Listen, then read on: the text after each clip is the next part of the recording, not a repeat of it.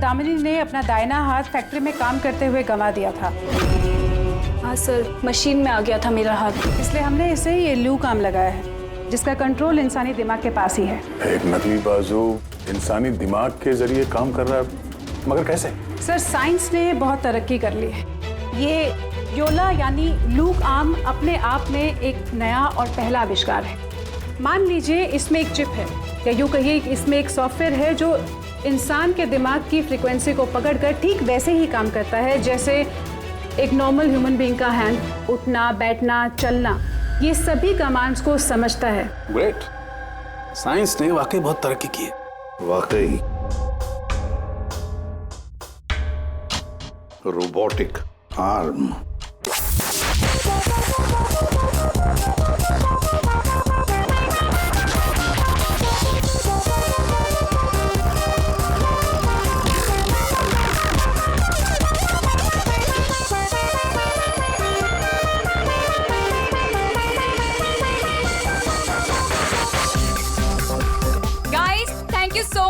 इतनी अच्छी पार्टी के लिए। लोग ठीक कहते हैं, अपना देश अपना होता है और अपने दोस्त अपने। वो तो है। और अपनी गर्लफ्रेंड अपनी। I love you so much. I love you too. वैसे प्रीति, मानना पड़ेगा, आजकल ऐसा रोमांस देखने को मिलता नहीं है। गाइस, मैं कुछ ड्रिंक लेके आती हूँ। Okay. Hey, can I get you a drink? I mean, क्या पियेंगे आप? क्यों? तुम वेटर हो? By the way, I'm Saurabh. और आप? देखो, अगर तुम इस दुनिया के अकेले लड़के होते, तब भी मैं तुम पे कोई इंटरेस्ट नहीं दिखाती। तो ये नाम वाम पूछ के टाइम वेस्ट करना बंद करो। हेलो? हेलो?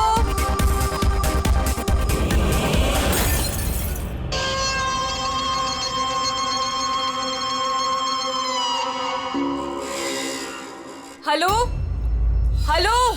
तनीषा? जोर से बोल, कुछ सुनाई नहीं दे रहा है। यहाँ नेटवर्क भी नहीं है। हेलो? हेलो?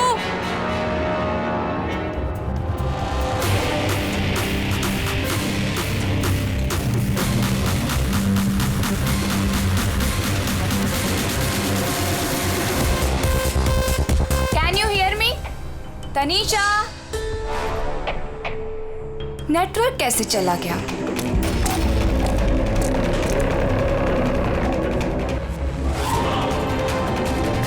फोन क्यों नहीं लग रहा है?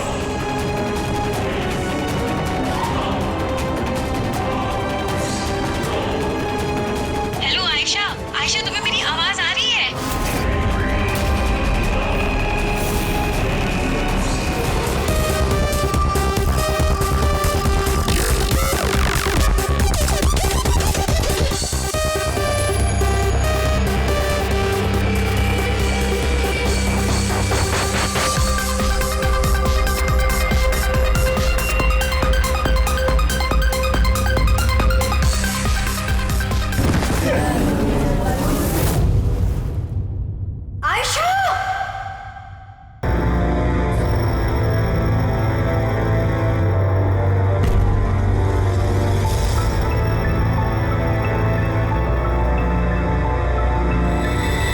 कैसे हुआ ये सब?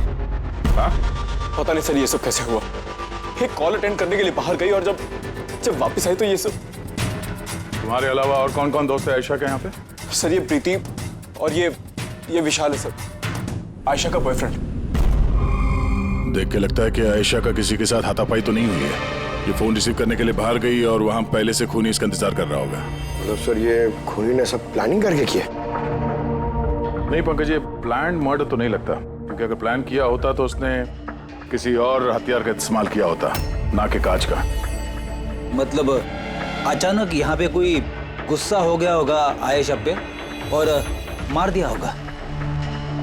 लगता तो कुछ ऐसा ही है फ्रेडी। आयशा का यहाँ पे किसी के साथ कोई झगड़ा वगैरह हुआ था? कोई कहा सुनी? हाँ? ऐसे चुप रहने से काम नहीं चलेगा। ये सीसीटीवी कैमरा है, फुटेज देखेंगे तो पता चल ही जाएगा। सॉरी सर, सीसीटीवी कैमरे काम नहीं कर रहे हैं। व्हाट? सीसीटीवी काम नहीं कर रहा। इतनी लापरवाही। सर वो कल आखिरी गाने के दौरान धुएं की वजह से शायद टेक्निकल एरर आ गया है। मैं जल्दी ठीक करवा लूंगा। ठीक कराओगे जब तुम्हारा ये क्लब वापस खुलेगा। जब तक ये केस सॉल्व नहीं होता तुम्हारा क्लब बंद। सर मुझे लगता है ये खून सौरभ ने किया है। आमिर बाप की बिगड़ी औलाद है। Hey, can I get you a drink? I mean, क्या पियेंगे आप? क्यों? तुम वेटर हो? By the way, I'm Saurabh. और आप? देखो, अगर तुम इस दुनिया के अकेले लड़के होते तब भी मैं तुम पे कोई इंटरेस्ट नहीं दिखाती। तो ये नाम वाम पूछ के टाइम वेस्ट करना बंद करो।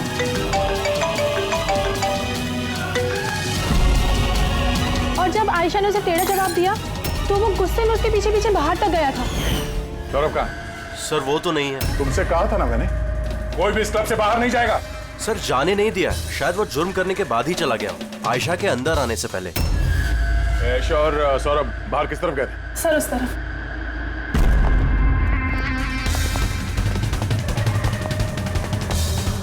सर तो यहां से आयशा अंदर गई थी। आगे देखते हैं। सर ये यहाँ भी खून के धब्बे हैं सर। पंकज, नो इतना सारा खून और ये कांच के टुकड़े। लगता है आयशा पे हमला यही हुआ है। सर नो, इसकी हालत बहुत खराब है। एम्बुलेंस को फोन करो जल्दी।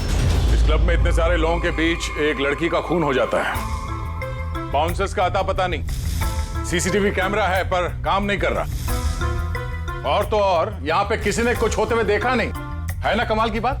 आयशा मुझे छोड़कर नहीं जा सकती, हमें आना ही नहीं चाहिए था। विशाल प्लीज अपने आप को दोष मत दो, प्लीज संभालो अपने आप को। आपकी सहेली का यहाँ खून हुआ है और आपका ये रवैया है। अब तक यहाँ जो कुछ भी हुआ है उससे ये लगता है कि खूनी यहाँ पर आयशा को मारने के इरादे से तो नहीं आया था, तैयारी के साथ नहीं आया था। यहाँ इस क्लब में कुछ ऐसा हुआ जिसकी वजह से वो गुस्सा हो गया और उसने आयशा का खून कर दिया और साथ में सौरभ पे भी हमला किया। मुझे लगता है कि वो खूनी आप सब में से कोई एक है। बड़ी पंकज, यहाँ जितने हैं सबके डिटेल्स ले लो। माफ कीजिएगा रायमा जी, मैंने अपनी तरफ से बहुत कोशिश की, लेकिन अब मैं आपकी और ज्यादा मदद नहीं कर पाऊंगा। इट्स ओके डॉक्टर, आपसे जो कुछ भी बन पड़ता था आपने सब कुछ किया। अब हम इससे ज्यादा और क्या कर सकते हैं?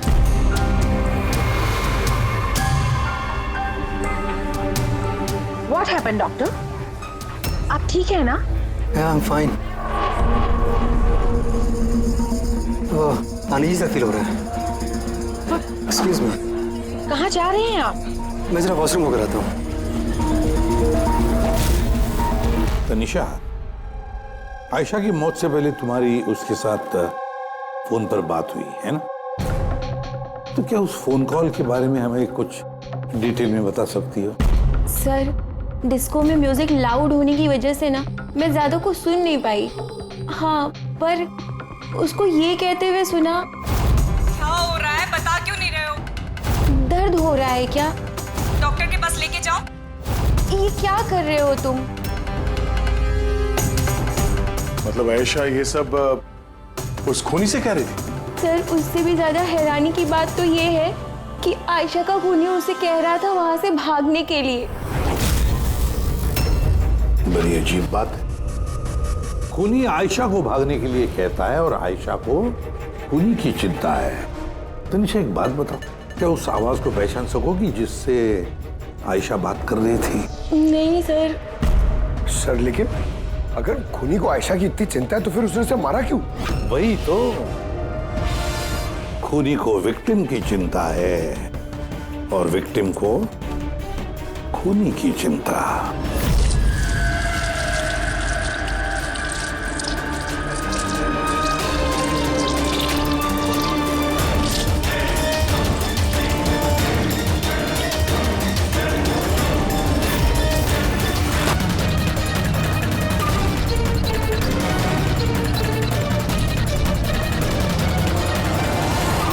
सर, इसके सर पे जो गोली लगी है उसके अलावा इसके पूरे शरीर पे कहीं भी चोट के कोई निशान नहीं है। ऐसा लगता है कि खूनी अचानक यहाँ पे आके इन पे गोली चला दी। ऐसे हुआ होगा। ये देखो, यहाँ भी खून है। एक बात समझ में नहीं आ रही सर, खूनी गन यहाँ छोड़ के क्यों गया? वो तो अपने साथ लेके भी जा सकता था गन को। वही तो बड़ी अजीब बात है कि खूनी ये गन यहाँ क्राइम सीन पर छोड़कर क्यों गया?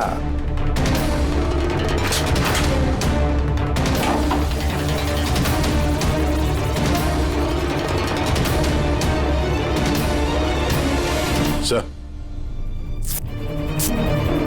ये देखिए, नीचे यहाँ पे ये टेप चिपका हुआ था। वॉश बेसिन के नीचे टेप? लगता है यहाँ टेप से कुछ चिपकाया था जो अभी यहाँ नहीं है। शायद इस केस से रिलेटेड कुछ हो। जरूर, देखते हैं। रहमा जी, डॉक्टर यशवंत आपके डॉक्टर थे? जी हाँ। आप लोग यहीं पे बैठे थे इसी टेबल पर? जी हाँ, वो दरअसल मेरी बीमारी के सिलसिले में मुझे यहाँ पर मिलने के लिए आए थे।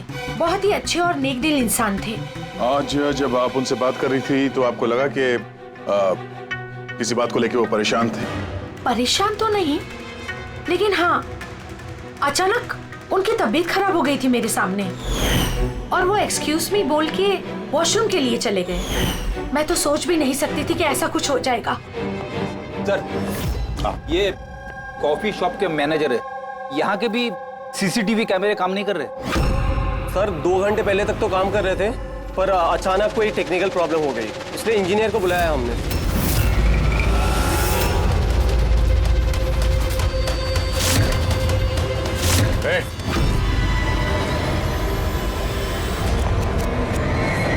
रुको जरा यहाँ ना। हेलो सर, कैसे हो आप? मेरा हालचाल छोड़ो, अपने सुनाओ। तुम दोनों यहाँ क्या कर रहे हो? वो ऐसे ही टहलने आए थे। कॉफी शॉप में टहलने आए थे?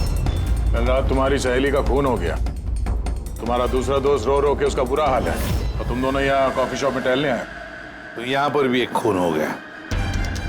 ये कैसा संयोग है, हैं? सच में संजोगी है सर, क्योंकि हम तो जानते भी नहीं कि डॉक्टर यशवंत है कौन। हेलो, ले आओ उसे ब्यूरो में। ओके जी, okay, thank you very much. पता है पंकज, बहुत सारे लोग थे डिस्को में जब आयशा का खून हुआ, और एक एक का फोन ट्रैक करना कि मर्डर के वक्त आयशा और यशवंत के पास तो नहीं था कोई। ये मेरी तो आंखें दर्द करने लगी है।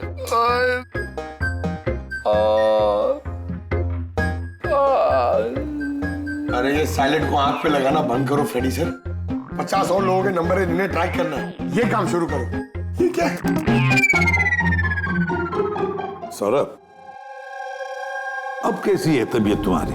शरीर के जख्म तो आज नहीं तो कल ठीक हो जाएंगे सर, लेकिन जो मैंने उस दिन देखा वो शायद जिंदगी भर मेरे दिमाग से कभी भुला नहीं पाऊंगा। ना मैं कल पब जाता और ना ही मुझे आयशा की चीख सुनाई देती। लेकिन आयशा के पीछे पीछे तो तुम गए थे, उसने तुमसे ठीक से बात नहीं की, इसलिए। ये बात सच है सर कि मैं आयशा के पीछे गया, क्योंकि जब मैंने उसे ड्रिंक ऑफर की तो उसने मना कर दिया सर, और इनफैक्ट उसने मेरी इंसल्ट भी की, तो मुझे बहुत बुरा लगा सर, इसलिए मैं उसके पीछे गया।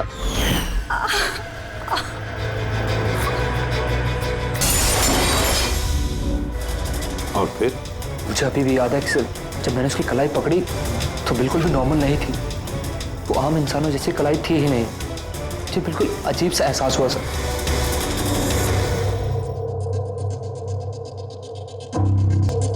तो आप कह रहे हैं डॉक्टर साहब कि इस गन पे कुछ चिपचिपा सा लगा हुआ है? हाँ, और वो चिपचिपी चीज रबर टाइप की है, वो जैसे सेलो टेप में होता है ना, वैसा। Cello tape gun? ओह, तो खूनी ने पहले से गन वहां वॉश बेसिन के नीचे छुपा के रखी थी, तो ये मर्डर एक प्लान्ड मर्डर था। हाँ, लेकिन ये गन जिससे यशवंत का खून हुआ है और ये कांच जिससे आयशा का खून हुआ है, इन दोनों पे भी कोई भी उंगलियों के निशान नहीं मिले। लेकिन भाई, इस कांच के टुकड़े पर एक खास तरीके की कुछ केमिकल लगा हुआ है, जैसे कि वो प्लास्टिक केमिकल। अब ये इस पर क्यों लगा हुआ था, इसका क्या इस्तेमाल है, ये पता लगाना भी बाकी है। लेकिन यही केमिकल इस गन पर भी लगा हुआ है, दोनों पर। डॉक्टर साहब, आप तो कह रहे थे कि इस गन पे वो सेलो टेप का गम लगा हुआ था। वो तो है ही, उसके अलावा ये भी है। उसके अलावा ये केमिकल भी है। और जुबेन का और प्रीति का दोनों क्राइम सीन पे होना कोई सहयोग नहीं था। बिल्कुल, तुम बिल्कुल ठीक कह रहे हो। और तुम्हारी बात ये एक और चीज प्रूव करती है, इन दो यानी वो केमिकल जिनसे खुशबू आती है। हाँ, यशवंत और आयशा, इन दोनों की लाशों पर एक जैसी खुशबू। इसका मतलब बात साफ है, या तो दोनों एक जैसा परफ्यूम लगाते थे या फिर दोनों का खून ही एक ही था। जनरली एक औरत लेडीज परफ्यूम लगाती है और एक आदमी जेंट्स परफ्यूम। अब ये दोनों एक ही तरह का परफ्यूम लगाए, चांस थोड़ा कम है। यानी इन दोनों का खूनी तो एक ही है। आयशा की मौत के बारे में दो बातें पता चली है। एक उसकी दोस्त तनीषा ने बताई और दूसरी सौरभ ने बताई। तनीषा ने बताया कि खूनी ने आयशा को वहां उस पब में से भाग जाने के लिए कहा। अब दुनिया में ऐसा कौन सा खूनी है जो जिस इंसान को मारने गया है उसी से कहता है कि तू यहां से भाग जा? तो फिर खून करने आया ही था क्यों? नहीं नहीं नहीं नहीं नहीं नहीं, नहीं। गड़बड़ है, कुछ ना कुछ तो गड़बड़ जरूर है। और सर वो दूसरी बात कौन सी? दूसरी बात सौरभ ने बताई। सौरभ ने कहा कि खूनी की कलाई कुछ अजीब सी थी, आम इंसान की तरह नहीं थी कलाई। शायद कलाई में रिस्ट वॉच या ब्रेसलेट हो। फ्रेडी जरा दिमाग लगा के बोलो, समझे? सर, हाँ सर, दोनों क्राइम सीन में एक नंबर कॉमन है सर। किसका क्राइम? आयशा के बॉयफ्रेंड विशाल का सर। विशाल? विशाल? ये विशाल तो कॉफी शॉप में दिखाई नहीं था, तो फिर ये कॉफी शॉप में पहुंचा कब?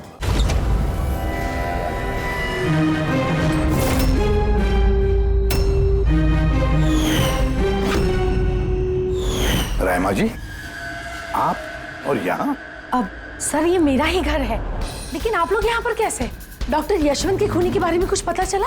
रहमा, ये लोग कौन हैं? सीआईडी ऑफिसर्स हैं। सर प्लीज आप लोग आइए ना, प्लीज कम। सीआईडी? और सर ये मेरे हस्बैंड हैं और ये मेरा छोटा बेटा संदीप। और बड़ा बेटा विशाल, वो कहाँ है? लेकिन बात क्या है सर? मनन जी, बात यह है कि हमें शक है कि डॉक्टर यशवंत और आयशा के खून में हमें लगता शायद विशाल का कोई हाथ है। ये आप क्या कह रहे हैं? आरोप साबित नहीं हो पाया, किसी को पकड़ नहीं पाया, तो किसी को भी फंसा देंगे आप? देखिए, सीआईडी का काम है मुजरिम तक पहुंचना, ना कि किसी बेगुनाह को पकड़ के केस बंद कर देना। अब जरा प्लीज विशाल को बुलाइए। भैया खून नहीं कर सकते, अब प्लीज उन्हें पकड़ के लेके नहीं जाना। संदीप बेटा, हम तुम्हारे भैया को पकड़ने नहीं आए और ना हम ये कह रहे हैं कि तुम्हारे भैया ने कुछ किया है। हम तो तुम्हारे भैया से कुछ सवाल करने वाले हैं, और क्या। आप लोगों को मुझ पर शक है? एक मिनट विशाल, तुम अंदर जाओ, मैं इन सीआईडी वालों को तुम्हें परेशान नहीं करने दूंगा। देखिए, सीआईडी के काम में दखल देना भी एक जुर्म है, इसलिए प्लीज हमें अपना काम करने दीजिए। विशाल,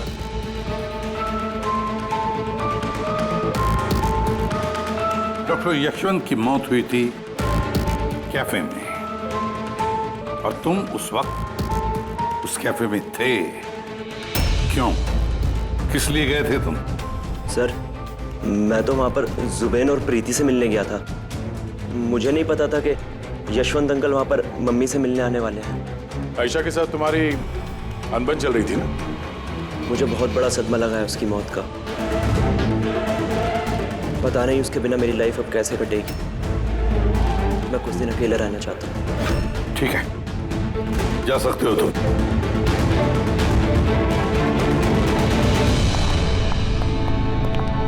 अरे आप लोग फिर से यहाँ पे भी?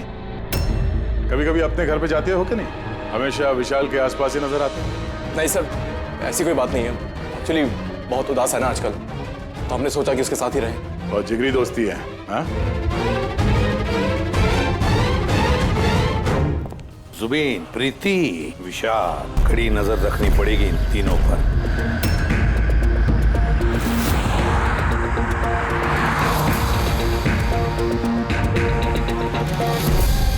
तीनों के घर पे इतने कैमरा फिट किए ना फ्रेडी सर, अगर मक्खी भी मिठाई पे बैठेगी ना तो पता चल जाएगा। वैसे काम वाला, दूध वाला और सब्जी वाला, इनके जरिए खुफिया कैमरा बिठाने का आइडिया बड़ा अच्छा था। अच्छा था ना? मेरा नहीं था, दया सर का था। अच्छा? हाँ, और उन्होंने हम दोनों को यहाँ बैठा दिया ताकि हम यहाँ का सीसीटीवी फुटेज रिकॉर्ड करें।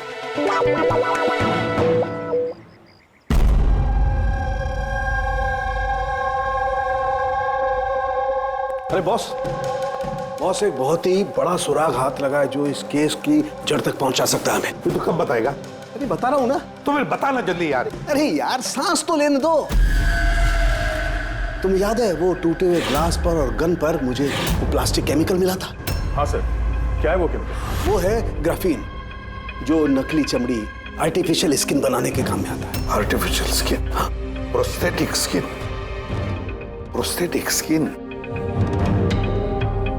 प्रोस्थेटिक। दया, याद है सौरभ ने क्या बताया था कि खूनी के हाथ में उसने कुछ अजीब सा देखा था। Prosthetic skin, prosthetic arm. तो ये खून किसी रोबोट के जरिए तो नहीं हो रहे?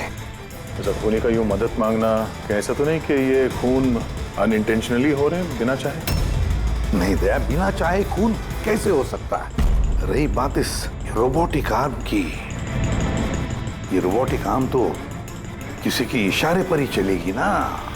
क्या साहब के ऐसा कोई आदमी है जो इस रोबोटिक्स में प्रोस्थेटिक आर्म बोल, रोबोटिक आर्म बोल, पूरे रोबोट के बारे में अच्छी तरह से जानकारी रखता है? हाँ है ना, डॉक्टर जैस्मीन। मिलते हैं इस डॉक्टर जैस्मीन से।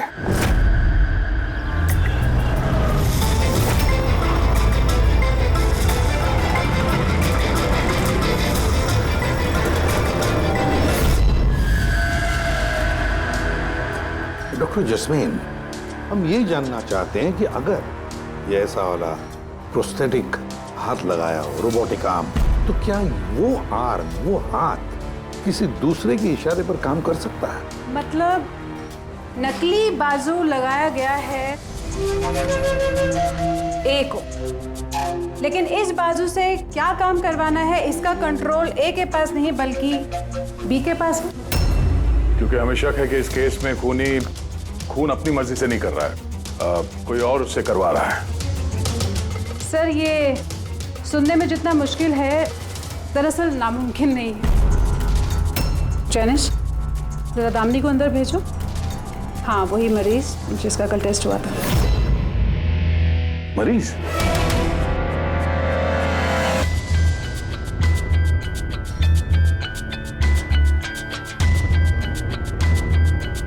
सर, दामिनी ने अपना दाहिना हाथ फैक्ट्री में काम करते हुए गंवा दिया था।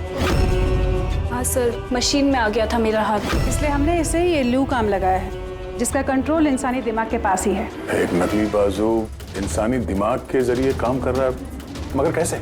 सर, साइंस ने बहुत तरक्की कर ली है। ये योला यानी लूक आर्म अपने आप में एक नया और पहला आविष्कार है।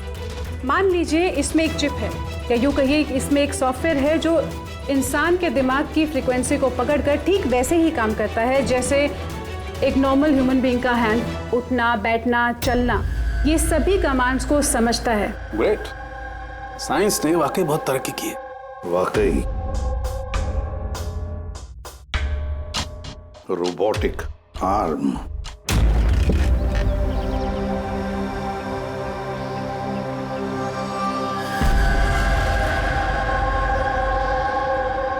बाय। वहाँ हक कर रहा है, इधर हम दोनों गाड़ी में बैठे हुए।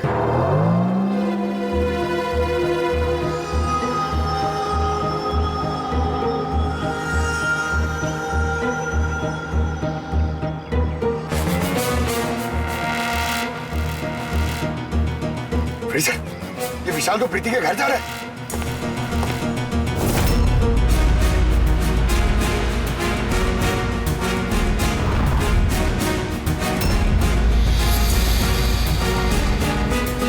विशाल, तुम टेंशन मत लो, किसी को कुछ भी पता नहीं चलेगा। हम कोई ना कोई रास्ता निकाल लेंगे, ओके? ये लो, कॉफी पी लो।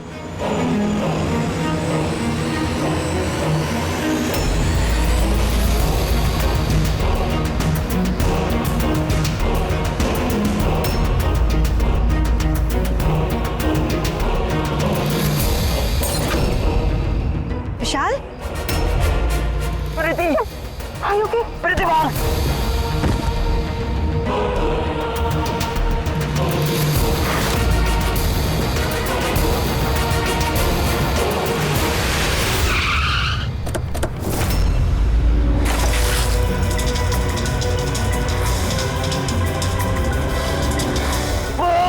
विशाल, नहीं, विशाल छोड़।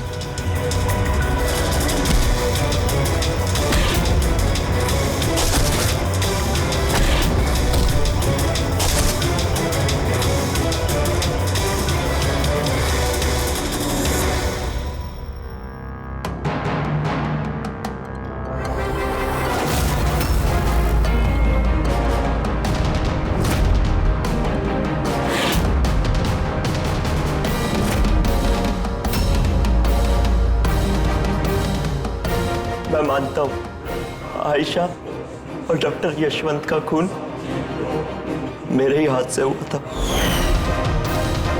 तुम यहाँ क्या कर रहे हो? क्या हुआ?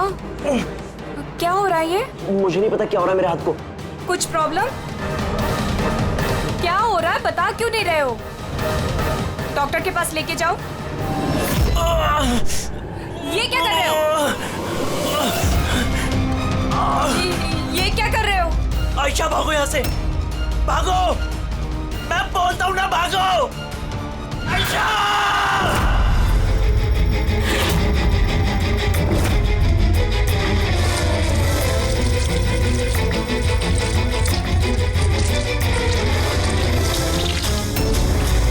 डॉक्टर निकलो यहाँ से। क्या कर रहे हो तुम? मैं क्या करूं सर, मेरे हाथ पर कोई कंट्रोल नहीं। क्या तुम्हारे हाथ पर कंट्रोल ही नहीं रहता? इसका क्या मतलब है? न जाने अचानक कभी कभी क्या हो जाता है। इसीलिए तुमने आयशा को वहां से भाग जाने के लिए कहा? हाँ सर, मैंने आयशा को वहां से भागने के लिए कहा था। आयशा भागो यहाँ से, भागो! और मैंने पूरी कोशिश करी थी कि मैं डॉक्टर यशवंत पर गोली ना चलाओ। डॉक्टर यहाँ से जाओ। एक बात बताओ, क्यों गए थे तुम कैफे में? मैं वहां पर डॉक्टर यशवंत से अपना हाथ फिक्स कराने गया था और जुबीन, प्रीति मेरी मदद कर रहे थे क्योंकि मैं अपने घर पर नहीं बता सकता था कि आयशा का मेरे हाथों से खून हुआ। मैं जानता हूं सर, मेरी बात पर यकीन करना बहुत मुश्किल है, लेकिन सच यही है, खून मैंने नहीं बल्कि मेरे हाथ ने किया है। डॉक्टर जस्मीन, ये विशाल जो कह रहा है क्या ये सच है? मेरा मतलब है, क्या ये मुमकिन है कि एक रोबोटिक आर्म अपना ही दिमाग डेवलप करता है और फिर उसी दिमाग को लगा के कुछ भी कर सकता है? चांसेस कम है सर, मगर हाँ, अगर हाथ के अंदर लगे सॉफ्टवेयर को कोई हैक कर ले तो ऐसा हो सकता है। क्या प्रोस्थेटिक हाथ में लगा हुआ सॉफ्टवेयर हैक किया जा सकता है? हाँ दे, हैक हो सकता है, पॉसिबल है। जब हैकर इस नकली हाथ की चिप हैक कर लेता है तो ये नकली हाथ उस आदमी के दिमाग से नहीं चलता जिसके शरीर में ये लगा है, बल्कि ये नकली हाथ चलता है हैकर के दिमाग से। मतलब किसी ने विशाल के इस रोबोटिक आर्म के सॉफ्टवेयर को हैक किया और फिर उससे खून करवाया। सर, इससे अच्छा तो मैं एक बाजू के सहारे ही अपनी जिंदगी काट लूं, जो हाथ दूसरों की जान का दुश्मन बन जाए। ऐसा हाथ मुझे नहीं चाहिए सर। विशाल, एक बात बताओ, जब तुम्हारा ये हाथ तुमसे कहता है कि वो किसी को मारना चाहता है, तब तुम क्या सोचते हो? क्या होता है तुम्हारे दिमाग में? कैसी अवस्था होती है तुम्हारी? सर 2-3 मिनट लगते हैं। मैं पूरी कोशिश करता हूँ अपने हाथ को काबू में करने की, लेकिन 2 मिनट के बाद जीत मेरे हाथ की होती है सर।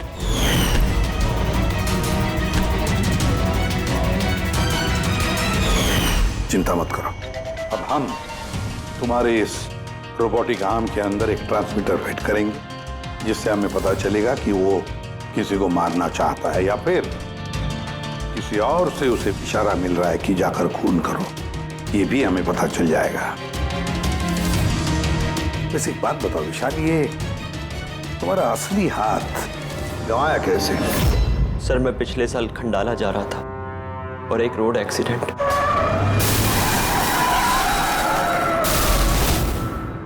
बस। जिंदगी में हमें कई बार इम्तिहान देना पड़ता है।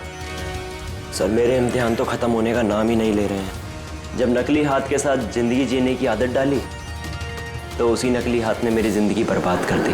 विशाल, तुमसे वादा करता हूं कि ना तुम्हें एक हाथ के साथ जिंदगी गुजारनी पड़ेगी और ना ही वो असली मुजरिम आजाद घूम पाएगा।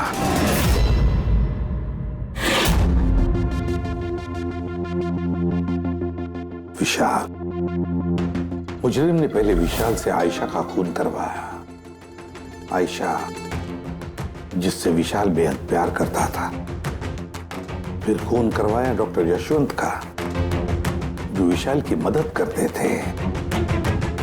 और फिर जान लेनी चाहिए प्रीति की, जो विशाल की दोस्त थी। सारे के सारे विशाल के शुभचिंतक, सारे के सारे विशाल के आसपास वाले, सब के सब विशाल के करीबी। तो फिर ये मुजरिम कौन हो सकता है? कौन हो सकता है ये मुजरिम? ये भी तो कोई करीबी हो सकता है, विशाल का करीबी। पंकज, विशाल के एक्सीडेंट के सारे डिटेल चाहिए मुझे, सारे के सारे। हेलो सर, मैं जसपाल, कंप्यूटर एक्सपर्ट। जी। कंप्यूटर हैकिंग जानते हो? बड़े से बड़ा कंप्यूटर हो या कोई सर्वर, चुटकियों में हैक कर सकता हूँ। रोबोटिक आर्म का सिस्टम हैक करना है, कर सकोगे? जी सर, बिल्कुल। ये रहे सारी डिटेल्स। हो जाएगा सर, और इसके लिए मैं ट्रेस राउटिंग का यूज करूँगा। Trace routing? जी हाँ सर, इस तकनीक के जरिए विशाल के आसपास के जो भी कंप्यूटर है उन्हें देख सकता हूँ। अक्सर मशीन के आखिरी में जो होस्ट नेम एड्रेस होता है वही हैकर का होता है। अच्छा। और ट्रेस राउटिंग के जरिए हम शहर के किसी भी इलाके में बैठा अगर हैकर होगा तो इजीली पता चल जाएगा। फैंटास्टिक। अब जिस किसी ने भी विशाल के रोबोटिक आर्म का सिस्टम हैक किया, अब हम उसके सिस्टम को हैक करेंगे।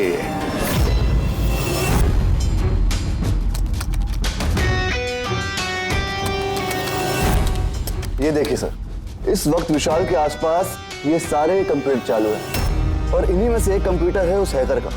बस एक बार पता चल जाए वो कंप्यूटर कौन सा है, फिर हमारा काम आसान हो जाएगा। जसपाल जल्दी करो, हमारे पास वक्त बहुत कम है। विशाल ने आज मुझे घर पे क्यों बुलाया है? अंकल आंटी भी नहीं है और पता नहीं क्या बात है।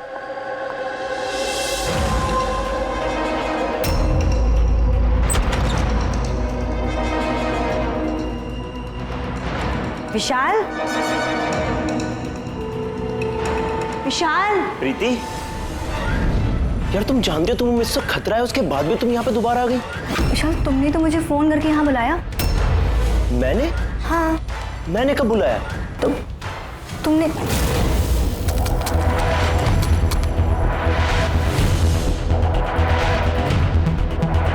वो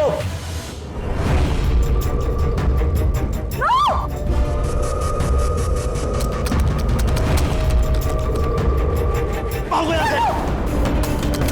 विशाल, विशाल प्लीज भागो यहाँ से। Vishal please, Vishal, Vishal please.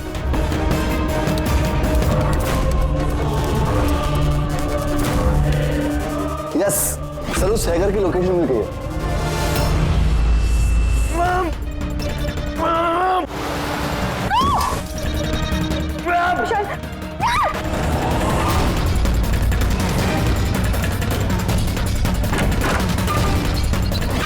Sir आप यहाँ पे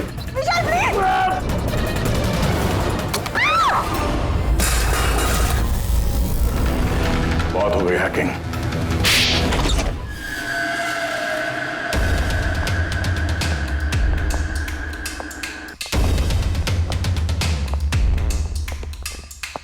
फिर आ गए आप लोग। अब ये मत कहिएगा कि आप विशाल को पकड़ने के लिए आए। जी नहीं, हम विशाल को पकड़ने नहीं आए, खूनी को पकड़ने के लिए, जो इस वक्त यहां पर मौजूद है। नहीं, और यहां पर क्या कह रहे हैं आप? अब अपना झूठा इल्जाम आप किसके ऊपर लगाने आए हैं? मनन जी, पिछले साल एक गाड़ी का एक्सीडेंट हुआ था कंडाला में। 3 लोग थे उस गाड़ी में। 22 साल का लड़का विशाल, 15 साल का बच्चा संदीप और 9 साल की छोटी बच्ची सोनिया। गाड़ी विशाल चला रहा था। कार का एक्सीडेंट बहुत बुरा था। बच्ची सोनिया की जगह पे मौत हो गई और संदीप पैरालाइज हो गया। ये अभी चल नहीं सकता।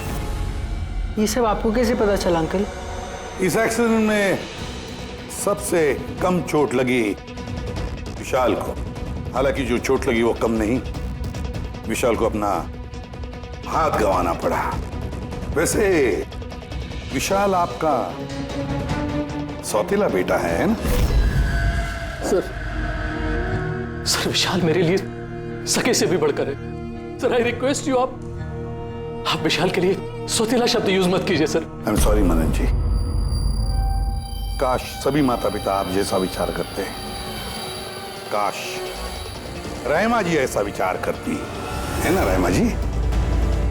वैसे आपके मन में बहुत गुस्सा है ना विशाल के लिए, क्योंकि विशाल की वजह से आपको अपनी सगी बेटी गंवानी पड़ी और आपका सगा बेटा जिंदगी भर चल फिर नहीं सकता।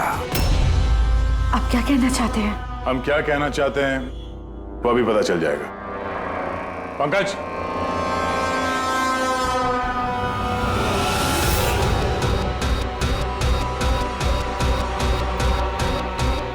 सॉरी आंटी, लेकिन मैंने इन्हें सब कुछ बता दिया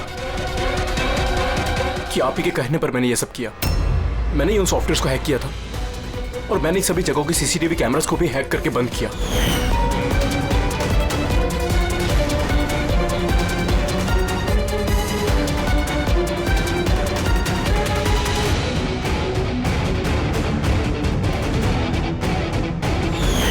विशाल से बदला लेने के लिए पहले उसकी गर्लफ्रेंड को मारा, उसके बाद उस डॉक्टर को जो विशाल की मदद कर सकता था, उसके बाद प्रीति पर हमला। ये सब करने के लिए मुझे आंटी ने ढेर सारे पैसे दिए थे। सुबीन, तुम इतना गिर जाओगे मैंने कभी नहीं सोचा था। चलिए, सच्चाई अब आप सबके सामने आ ही गई है, तो मैं आप सबको यह भी बता दूं कि मैं तुम्हें मारने के बाद खुद मनन को भी मारने वाली थी, क्योंकि जिस तरह से मेरे अपनों ने चोट खाई है, मैं भी चाहती थी कि विशाल भी उसी दर्द से गुजरे, उसे भी उतनी ही तकलीफ हो। वो एक्सीडेंट था, एक गलती। गलती? तुम्हारी एक गलती की वजह से मेरी पूरी जिंदगी में अंधेरा छा गया। तुमने लापरवाही से गाड़ी चलाई और सजा किसको मिली? मुझे और मेरे बच्चों को। मम्मी, मैंने हमेशा तुम्हें मां नहीं भगवान समझा। अगर ये सब करके तुम्हें सुकून मिल रहा था तो मुझसे एक बार कहा तो होता, मैं अपनी जान दे देता।